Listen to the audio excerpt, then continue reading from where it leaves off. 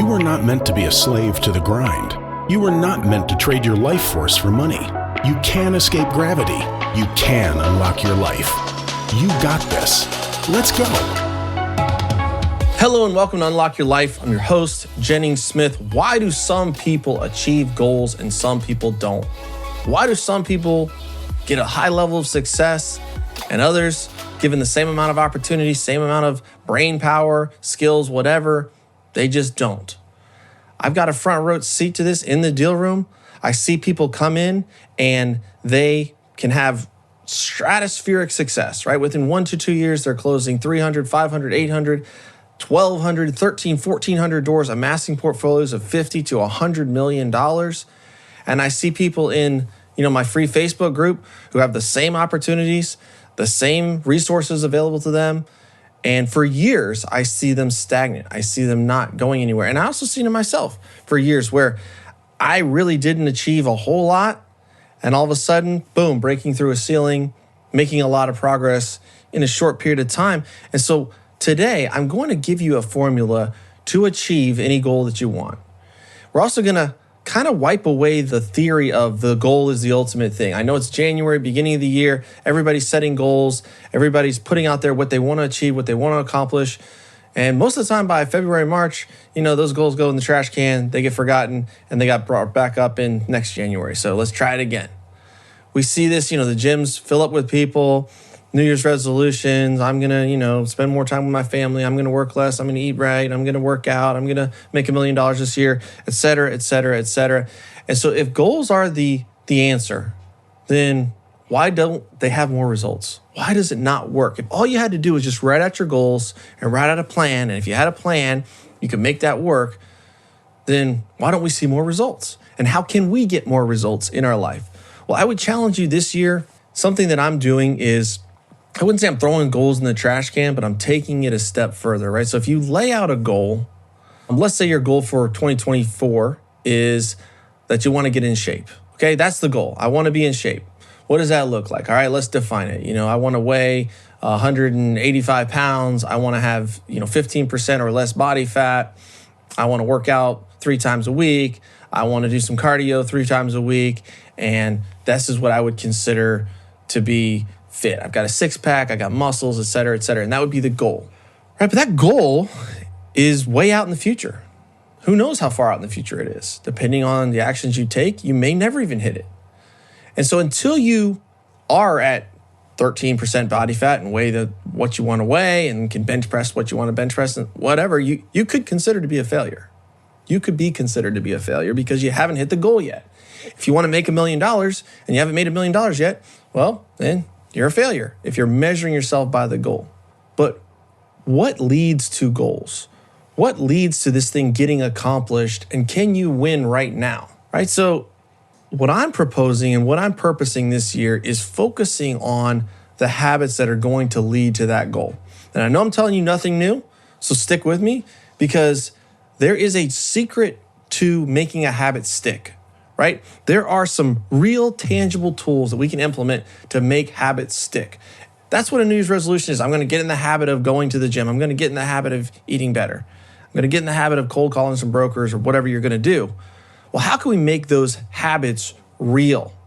How can we raise the stakes on those, elevate our standards, and have real tangible gates in place to keep us on track? That's what we're going to talk about. Okay? So let's talk about Instagram. Instagram is an app. It's on my phone, and I've really enjoyed looking at Reels. Maybe you're like me. You open up your phone on a spare minute, and you open up the Reels, and it's like, bam, entertainment. I mean, these things suck you in. I started playing pickleball, and now Instagram's showing me pickleball Reels.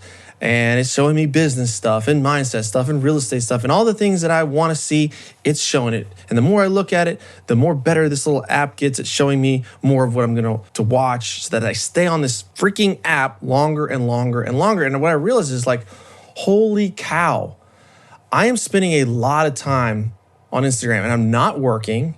I'm not achieving my goals. I'm not accomplishing anything of purpose or value. I'm just literally wasting time. And I will like throw the phone, be like, oh my gosh, I just wasted 20 minutes And I feel worse. I feel stressed out. A lot of the stuff I'm seeing, it makes me feel like I'm not doing enough. It's frankly not good. But, they're like, oh, well, you have to have Instagram, Jennings. You're on Instagram. You're posting all these reels and you got to interact with your people and you got to answer DMs and blah, blah, blah, blah, blah, and all the reasons why I need to be on Instagram. Right? But I am in a bad habit. So how do I change that habit? How do I adjust that habit? So let's talk about some other things. Doritos, right? I'm eating Doritos every night. This is not currently, but I was eating Doritos every night. I'd go to bed, I'd go downstairs, I'd be like, oh, I'm kind of hungry, go back downstairs, make myself a bowl of Doritos, eat the Doritos, fall asleep. And then it was like, I did it the next night, and the next night, and the next. Before I know it, I'm going months every night eating some sort of like chips or whatever at night. And it's like, wow, this is an ingrained habit. I have to stop this habit. Working out. I've never worked out much. I worked out when I was a teenager in my early 20s, got into construction, got too busy, had kids, got fat, got out of shape. I was throwing my back out all the time. I wasn't strong. I was skinny, but also kind of fat on my gut. It was terrible, right? Because just didn't have that habit. Sleeping in, right? Winter comes, gets colder, it's a little harder to get up. You're staying up late, eating the Doritos, and before you know it, you're sleeping in until 7:30, 8 o'clock, and not a great habit. Eating, hey, let me swing by the fast food place. Let me grab a burger and milkshake and whatever. All these things creep in. And this show is not to help you set goals or know what habits. You know what you need to do. That's not people's problem typically. They don't know what to do. They know, what you need to do. But those things that I just listed off, Instagram, Doritos, working out, getting up early, eating bad diet, those were all things that I was able to materially change through implementing what I'm going to talk to you about. So how do you make a habit, and how do you make it stick, and how do you achieve the goal? Right? Because you want to achieve the apartment complex, the deal, you want to be in better shape, whatever it is that you want to do. How do we do that? Here's how we do it, guys. We have to make the habit easy. So if you think about your self-discipline, you have the same amount of self-discipline as everybody else. They've done scientific studies on this. They've shown that pretty much everybody has the same amount of willpower or discipline. However, it's like a battery, right? And the more often that you use that willpower, the harder it is to keep it up. It depletes, just like your cell phone battery. So in this instance, let's say I'm laying in my bed upstairs and I'm kind of hungry for a snack, and I go down and I look at the Doritos and I say no. And I'm like, I'm not gonna eat the Doritos. And I go to bed. Well, I've just depleted a little bit of willpower. And maybe the next day, I just eat a little bowl. And the next day, I eat a little bit more. And my willpower is not strong enough. So how can I make that habit easy? Well, there's 3 things you can do. Number 1, changing your environment. Number 2, telling people and throwing your hat over the fence. It's a term. Like if you want to cross over a fence, well, throw your hat over the fence or your backpack or your coat or whatever. So now you got to get over that fence to go get it. Like make a commitment, a public commitment, telling people. And number 3, getting accountable with a specific person and time and having pain associated with it. So I want to challenge you. Think about something that you want to do, right, for the new year. Let's say your New Year's resolution is you want to get in shape. Well, how could you make it impossible to fail? How could you make it, what if the stakes were so high? Like if you did not work out 3 times a week and eat right, then you were going to die of cancer, right? A lot of people, when that why gets big enough, they're able to really, really quickly change behaviors. They go meet the doctor. Hey, you got cancer. If you don't change this and this and this, you're going to die. Suddenly they have the willpower now and they've got the mindset change to change that. And so what we're going to do is you're going to take your body's ability to do superhuman things and we're going to trick it into thinking the stakes are higher now. Okay? So how can we elevate the stakes on a habit so that we can change those habits, achieve the goal, and change our life? So I'm going to give you tangible examples on all those 5 things I broke down. Okay, so for Doritos, it's simple, right? Don't buy Doritos. If there's no Doritos in the cabinet when I go down there, all I got to do is be like, okay, well, there's no Doritos, I'll eat an apple. there's no chips, there's no snack food. And the more snack food and stuff that we have in this house, the more I'm going to eat it because I don't have the self-discipline. I am not this disciplined monster. I'm just weak, right? But if I don't have it, if the option's not there, okay, now do I really want to go get my car keys, go out at 9:30 at night, drive to the grocery store and buy a bag of Doritos? No, I'm not going to do that. And so it becomes a lot easier just to say no. With Instagram, for TikTok, I just deleted it off my phone because I don't really engage on TikTok. It was easy. It was wasting my time. I just deleted it. So now I don't have to do it. So now if I want to get on TikTok, I've got to re-download the app. I got to log back in.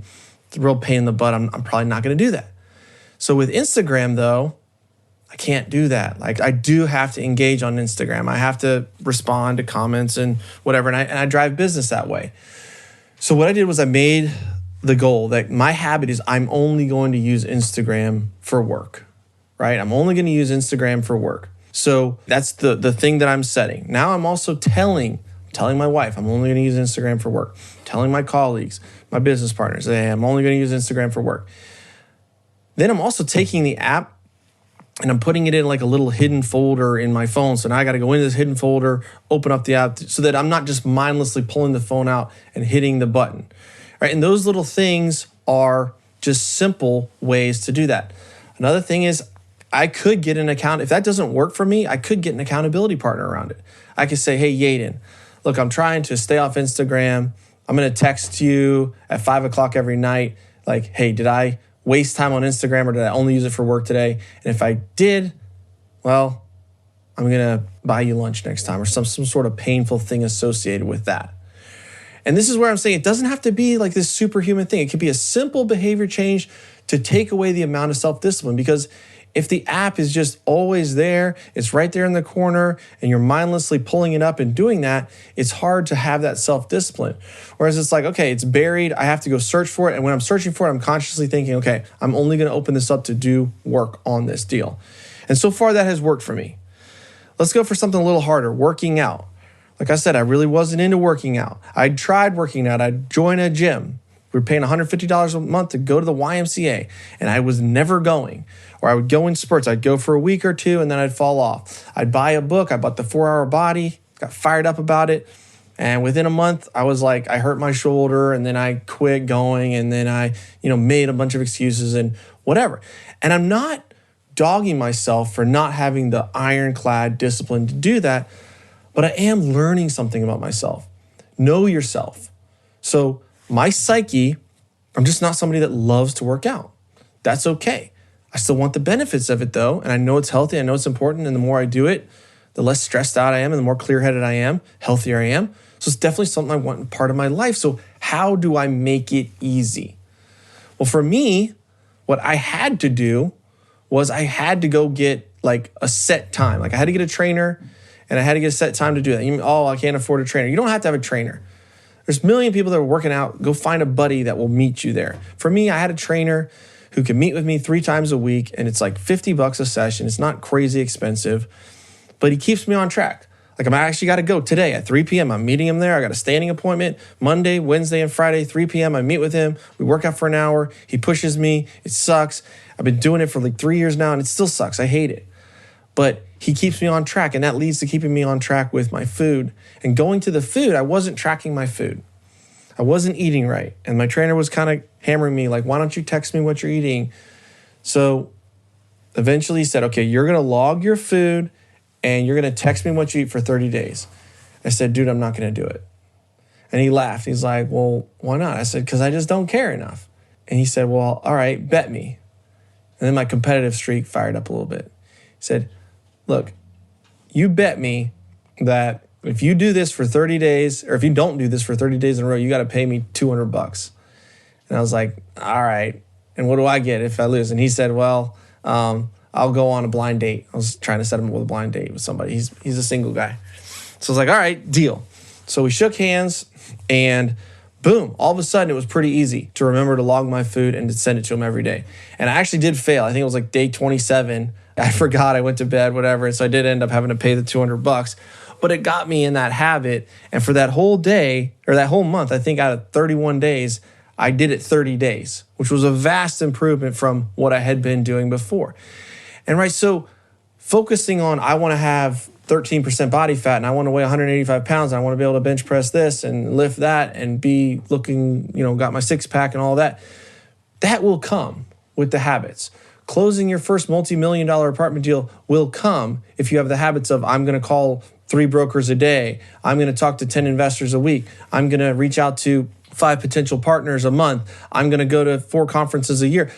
You do those things, it will come, right? But people don't get into those habits, or they get into those habits for a very, very short period of time, and then they don't see immediate results, and then they give up, and then they say that it doesn't work, and then before you know it, another year's slip by, and they're no closer to their goal because they didn't put those gates in place. So going back to this, changing your environment. What is a simple thing? Sleeping in, all I had to do was take my phone, set the alarm, and put it in the bathroom so that I didn't wake up and start scrolling Instagram. That's all I had to do to change the environment, to change that habit. Telling people, everybody knows I work out 3 times a week. Everybody knows that I'm not going to be on Instagram for mindlessly scrolling reels. Telling people and making that public commitment that this is what I'm going to do. Because this social pressure of I want to be someone that does what they say they're going to do is very, very critical to understand that, because it works. And when you're the only person that knows what you want to do or you're going to do, it's really, really easy to break that promise to yourself, even though you're the most important person to be keeping a promise to. And then lastly, getting accountable with a specific person, with a specific time, and having maybe something painful associated with it. I've got a guy in a parenting mastermind that I'm in, and he's got a bet with a dude. He doesn't want to look at pornography. And so he has to pay this guy $2,000 if he looks at pornography. And I think he's gone like 2 years now without looking at any pornography one time. Or he raised the stakes. He got accountable to somebody. I think they check in once a week. And so this is a bad habit that he was able to, eviscerate from his life. And so when we get accountable, because you know what it's going to take. You know the habits that you need to implement, but you're just not raising the stakes high enough. You're not making it important enough.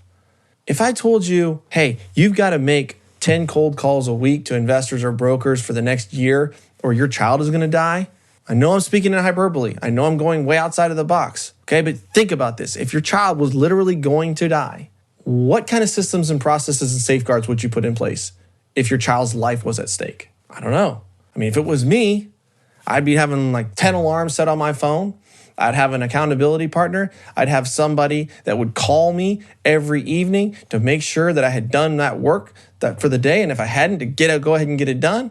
I would have 3 or 4 safety nets set in place, accountability partners, systems, calendars, et cetera, et cetera. Everybody, my whole community would be knowing what I'm doing. They'd be rooting for me because the stakes are too high. I can't miss. I can't let them down. And so, yes, your child is not going to die if you don't make 10 cold calls a week, but your future might. You may not ever achieve the goals that you want to achieve. You may not get to become the person and unlock your life the way you want to because you're not taking the accountability seriously enough. You're not taking tangible, realistic steps, like just logical things, simple things, little things. So think about this. I want you to write down, like, this is the habit I want to implement, and go crazy, right? Write down like a whole page worth of accountability, like craziness that you would do around that. That you don't have to do it, but just write it down and pick a couple out of them. So, for example, I want to work out. I want to get in shape. Okay, I'm going to join a gym. That's going to be accountability piece 1. I'm going to get a workout partner. You know what? I'm going to get 2 workout partners in case that guy flakes out. Then I have a backup partner. I'm going to hire a trainer. I'm going to buy a nutrition program. I'm going to get my wife on board with it too so that she's bought into it. I'm going to have her work out with me. I'm going to have a weekly check-in. I'm going to join, a national Facebook group of all these working out crazy people. I'm going to immerse myself in this culture, right? I'm going to writing down 10, 20, 30 things and then just pick out 1, 2, 3. If you pick out a couple of those and you build those gates, this is how habits become permanent. Right? When it becomes easy. If it's easy and it doesn't take a lot of willpower, you're going to be able to do it. So how can I decrease my willpower, and change my environment, get the accountability around it, and tell as many people that I'm doing this as possible, because that's just more social pressure. This is when things get done. So guys, I know nobody wants to hear about habits and this, and it's a lot more fun for me to tell you, I'm gonna make $10 million this year, and this is my goals, and I'm gonna close 2,000 units and da-da-da-da. But I wanna give you something that you can actually use. So if you listen to this podcast and you're working on a habit, hit me up. I'd love to talk it through with you, talk about the accountability, talk about the gates, give you some ideas on just simple things to change your physical habits. All right, guys, that's it for today. Have a great week and take some time to unlock your life. Peace.